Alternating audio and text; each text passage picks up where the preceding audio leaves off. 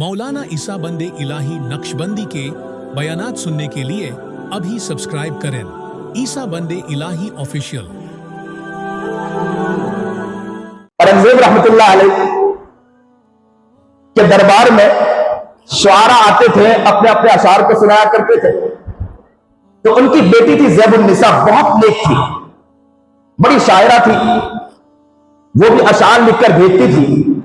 जैसे ही वो शायर को पढ़ा जाता था, लोग दंग रह जाते थे।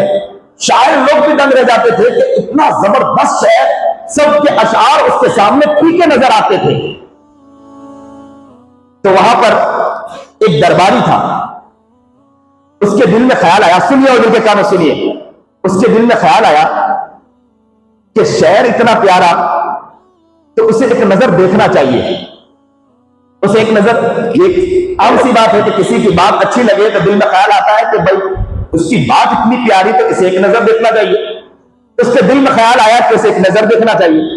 लेकिन शाही दरबार और औरंगजेब रहमतुल्लाह अलैह आसान नहीं था, पर्दे का बहुत ज्यादा एहतमाम हुआ करता था।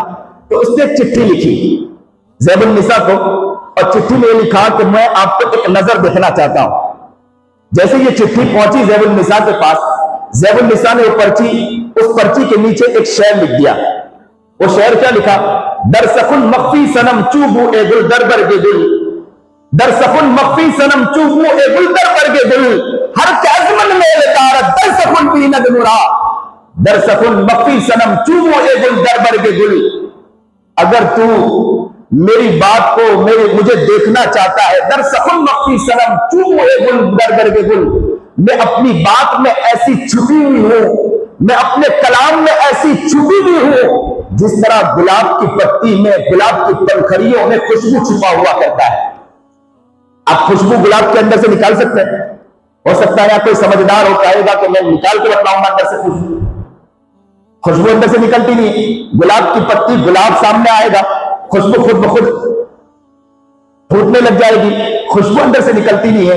तो गुलाब की पत्तियों के अंदर खुशबू छुपी हुई होती है, गुलाब की पत्तियों में खुशबू छुपी होती है। तो इसी बात पर उसने कहा, दर सकुन मख्फी सनम चूबू ए गुल दर बर के गुल, मैं अपनी बात में ऐसी छुपी हुई हूं, जिस तरह गुलाब की पंखड़ियों में खुशबू छुपी होती है।